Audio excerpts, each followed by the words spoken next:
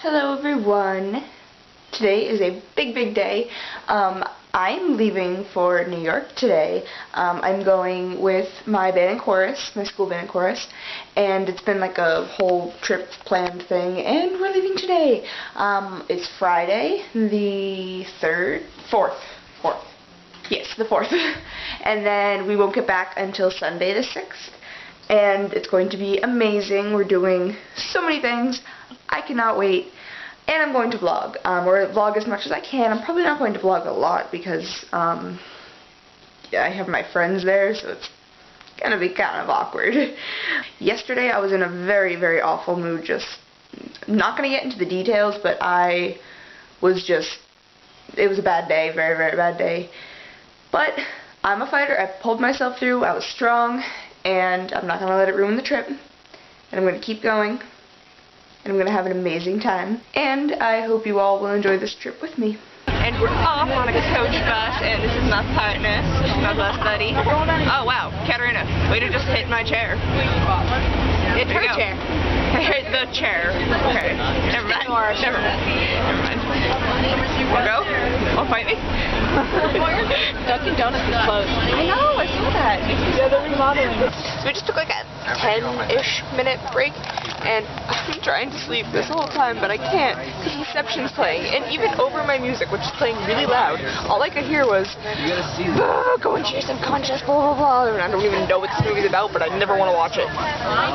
Even with So we've been just kind of driving little through like the city, and just we've been watching people. I was reading for a while, but then I started just watching people, looking at buildings, and it's all just so it's so different from you know, our town, because it's tiny and rural. So it's amazing to see all the differences, and I just want to I'm bursting with artistic and creativity, like things I want to write about, things I want to capture. Definitely gonna have a lot of art coming out. Oh, how wonderful! Flash dancers, let's go.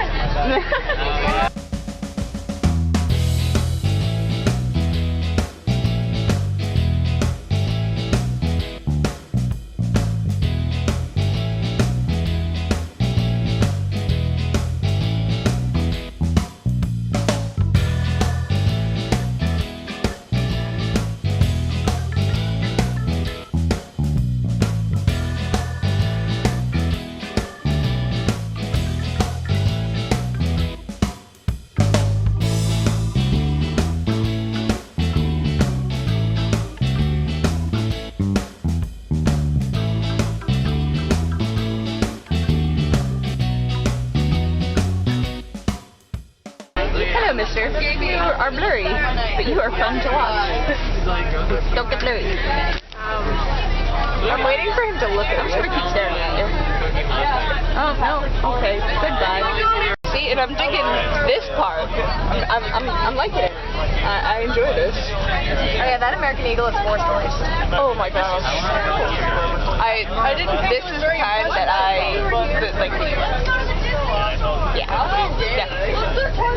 Jillian, we're going to the Disney store. We are? Yes. See, I would be vlogging a bunch of cool stuff, but the most I can do is go. Because we're on a bus. Yeah. Like the Ellen DeGeneres. Some of you? So if I see something monumental, I don't know, have you heard of the soup Nazi? Oh. Is that a good place to start? For those of you who don't know why I just said soup Nazi, because if you didn't see the Seinfeld TV show, it seemed odd that you would put those two things together. But just on the next block on 55th Street, see this is, if you're watching the street numbers go up, you know we're going uptown, we're going north. In fact, Studio 54 is right here on 54th Street on the right. It's now where Harvey is being shown. But look to the right and we'll go slowly through the intersection when we get the green light. But for those of us in the front, you can see the soup man serving soup over here on the right-hand side, and the rest you'll see in a second. But that's the actual, okay, so I'll go back in time for those who have a better set of standards for life than watching TV all the time. But there's a guy who serves soup, and it's, you know, it's kind of getting warmer now, and soup is not a year-round thing. So he's got to make his line move fast. when it's cold weather, and he can sell as much soup as he can at high prices. So he's a little brusque, and he'll yell at you when you don't order the soup correctly and move along and let the other people get their soup. So here it is to the right. It's the original soup man, Al. He doesn't like being called a Nazi, because he's not. But Seinfeld made him world famous, and now he's franchised, so you can go a lot of different places around the city and try that shrimp bisque. Look in the corner, that's Jazz at Lincoln Center. For those of you who are playing classical to get your chops up so you can play jazz, that's where Wynton Marsalis, the trumpeter from New Orleans, leads the new Lincoln Center Jazz Orchestra. But Plaza Hotel has been in tons of movies, been written about, it plays. It's the place where you used to go to see those celebrities marching in and out, buzz on into, and just take in the beauty of it, and feel something, and then move on in life. And right down the street from there is the Museum of Modern Art. Here's some more naked guys in here typically. Seems like we got a theme here. There's also the naked cowboy in Times Square. We're going to make a right up 49th Street. If you're looking at it right here.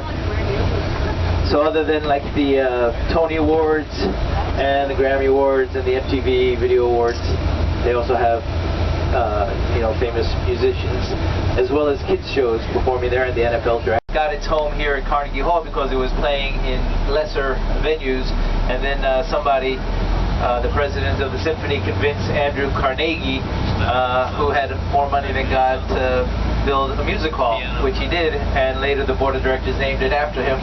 But he was a humble, good man apparently, and he put together the money to build Carnegie Hall, which is acoustically brilliant. And so I have to try to think hard now. I think maybe there's like 2,500 seats in there, but really acoustically you can reach those back balconies. It's pretty fabulous. Marshmallow Guy. This is the street the Marshmallow Guy was walking up right here. And I'll show you the Ghostbuster building because I know that'll fascinate you too. He actually designed every step of it. The only things that are natural to the landscape is this rock outcropping that you're going to see everywhere, this Manhattan schist. All right, but all the paths, obviously, all the grass, all the trees, all the shrubs, everything else was put there by design. Central Park Conservancy, the members call me the gatekeeper, and for all you lovely ladies, Vogue magazine calls me the custodian. Now, I will explain to you John Strawberry Fields. Go ahead, get on the shoulder.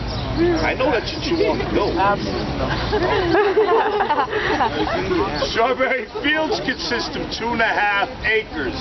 It took 2 Italian craftsmen from Naples, Italy, 10 days to do this mosaic, piece by piece. There's about 10,000 pieces in here.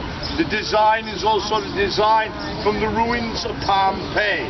Now the road outside and the road inside of here is in shape of a teardrop.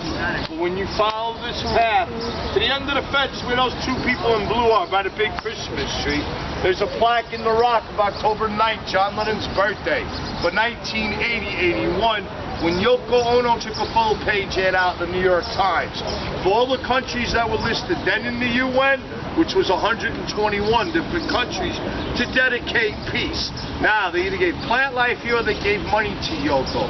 They are listed in alphabetical order. And some of the countries today on the plaque do not really want to exist with peace anymore. Afghanistan is the first one on there. Remember back in 1980, there was also 2 Germanys back then. There are no strawberries here in Strawberry Fields except for what you see right here. And there are no strawberries neither in Strawberry Fields in Liverpool. Now, John Lennon lived across the street right there in the corner. In the middle of the building where the archway is, the 2 gas lamps and the golden booth. Inside that front corridor right there, unfortunately where he was assassinated. The 7th floor, which is the black metal fence that goes around the whole entire building, John owns. Yoko still lives there. Sean lives downtown in Soho. Julian lives in Liverpool and also Los Angeles. But Julian has never lived there. The third and fourth windows facing the park with the white shutters. I'm Quiet. What's the first two? I like the cute one. What's the first two letters? What is it? You better say it again. What's the first two letters? I am. What's the first two letters? I am. Thank you. I am. What's the third letter? A. Now say it again. I am a. Finish it. The E goes with the last syllable. What's the word? What? I am a genie. Bingo. I am a genie. Imagine anything you want and make your own wish. That looks so cool. Before our entire crowd gets here. Yeah. Yep. What about kids? This place is just beautiful. My mama, she likes curtains. That's my mama. So nice. It's actually kind of cool. I'm so happy. Oh my goodness. This stuff is really kind of stuff that makes you want to travel the world. So nice. More. Such beautiful places.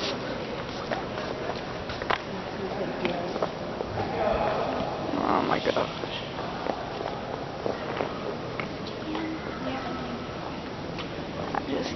I can't. They're so great.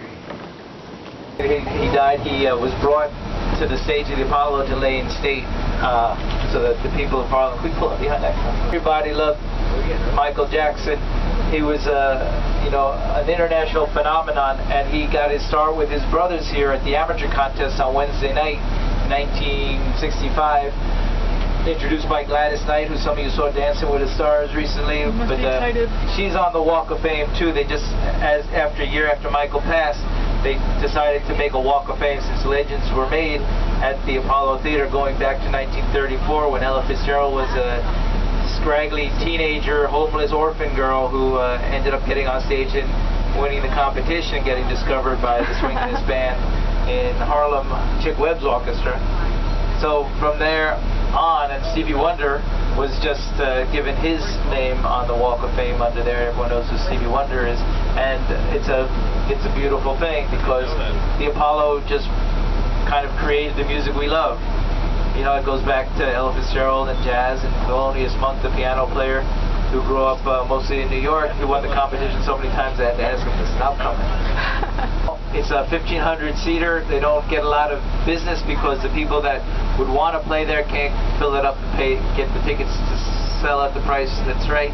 So producers can't make the money. So it doesn't get used as often as it should. The state of New York owns it. That's probably a business model problem right there. But they wanted to save it and landmark it and keep it open.